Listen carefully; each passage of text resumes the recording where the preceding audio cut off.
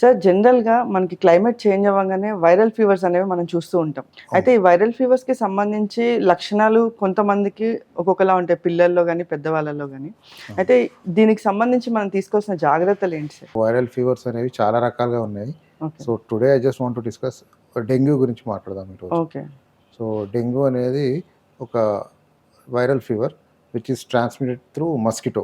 అంటే okay. Aedes mosquito అని ఉంటుంది. దాని ద్వారా వస్తుంది డెంగ్యూ. సార్ డెంగ్యూ అనంగానే చాలామంది భయపడిపోతూ ఉంటారు. అంటే ఇంకా ప్లేట్లెట్ కౌంట్స్ పడిపోతున్నాయని చెప్పేసేసి చాలామంది భయపడిపోతూ ఉంటారు. సార్ అసలు డెంగ్యూ మనకి ఉంది అని మనకేమన్నా లక్షణాలు ముందుగా తెలిసే అవకాశాలేమన్నా ఉన్నాయా? డెంగ్యూ రకరకాలుగా ఉంటుంది. కొందరికి వచ్చి వెళ్ళిపోతుంది. అంటే తెలీదు మనకు. జస్ట్ వైరల్ ఫీవర్‌లో వచ్చి వెళ్ళిపోతుంది.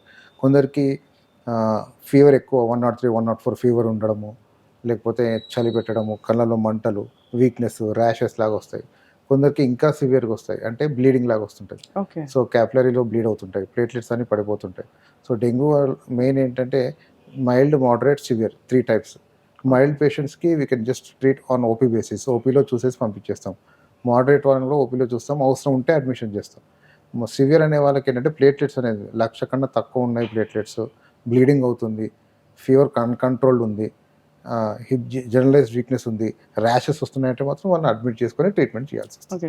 సో, ఇప్పుడు మైల్డ్‌లో ఉన్నప్పుడే మనం దీన్ని గుర్తించగలుగుతామా? లేకపోతే ఒక్కొక్కసారి సివియారిటీకి వెళ్ళిపోతుందా? ఒక పేషెంట్ ఫీవర్‌కి మామూలుగా ఎవరైనా ఇప్పుడు చేసే పద్ధతి ఏంటంటే ఫీవర్ రాగానే మామూలు పారాసెటమాల్ వేసేసుకుంటున్నారు. అవును. 2 డేస్ చూడట్లేదు అసలు.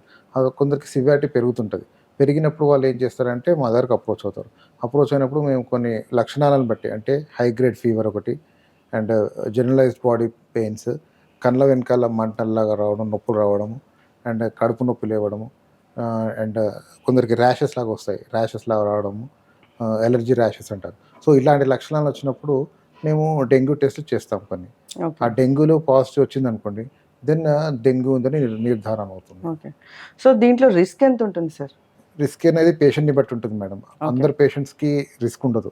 హ్మ్. చాలా తక్కువ మెంబర్స్‌కి ఏంటంటే ఇమ్యూనిటీ కాంప్రమైజ్డ్ ఉన్న వాళ్ళకి అంటే వాళ్ళకి ఇంతకు ముందే ఏమైనా ఇమ్యూనిటీ ప్రాబ్లమ్ ఉన్నా, లేకపోతే కిడ్నీ ప్రాబ్లమ్స్ ఉన్న వారికి, క్యాన్సర్ ప్రాబ్లమ్ ఉన్న వారికి, ఇంతకుముందు టీబీ ఉన్న వారికి ఇలాంటి వీళ్ళకి ఇమ్యూనిటీ అనేది తగ్గుతుంది.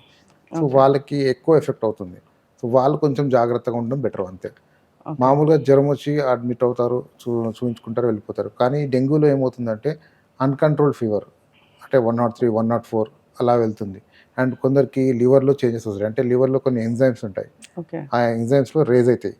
సో, ఈ వైరల్ ఫీవర్‌లో లివర్ మీద బాగా ఇన్‌ఫ్లూయెన్స్ ఉంటుంది. అండ్ ప్లేట్లెట్స్ మీద ఇన్‌ఫ్లూయెన్స్ ఉంటుంది. ఓకే. ఈ 2 మనం సరిగ్గా జాగ్రత్తగా చూసుకుంటే then we can control the fever. Okay.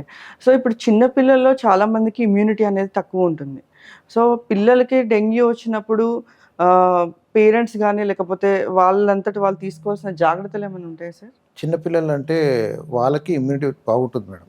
వాళ్ళకి they easily recover from viral fevers. ఎందుకంటే వాళ్ళకి ఎవ్రీ మంత్, ఎవ్రీ ఇయర్ 3, 4 ఫీవర్స్‌లా స్పైక్స్ వస్తూనే ఉంటాయి. ఓకే. పెద్దవాళ్ళకి నేను చెప్పినట్టు ఇమ్యూనో కాంప్రమైజ్డ్ పేషెంట్స్‌కే ప్రాబ్లమ్ అవుతుంది. ఓకే. సో, కొందరికి ఏంటంటే నార్మల్ మిడిల్ ఏజ్ పీపుల్ వాళ్ళకి కూడా మిడిల్ ఏజ్ పీపుల్ వాళ్ళకి జస్ట్ 103, 104 ఫీవర్ ఉండి అన్‌కంట్రోల్డ్ గిడ్డినెస్ గానీ, వీక్‌నెస్ గానీ, అండ్ ర్యాషెస్ గానీ వచ్చినప్పుడు మేము టెస్ట్ చేస్తాం. సీబీపీ అంటే కంప్లీట్ బ్లడ్ పిక్చర్. దాంట్లో కొన్ని డివిజన్స్ ఉంటాయి. అవి చూసుకుంటాం మేము. పారామీటర్స్ చూసుకొని దాని ప్రకారం పేషెంట్ అడ్మిట్ చేయాలా? లేకపోతే ట్రీట్మెంట్ ఓపీ బేసిస్‌లో ఇవ్వాలనేది డిసైడ్ అవుతాం. Hi everyone, Nenu mi Vedika. Please subscribe to Volgo Health. Don't forget.